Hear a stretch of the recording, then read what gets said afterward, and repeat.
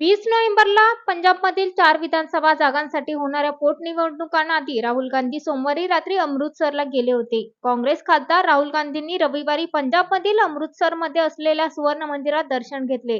त्यांनी मंदिरातील सेवेच्या कार्यातही योगदान दिले.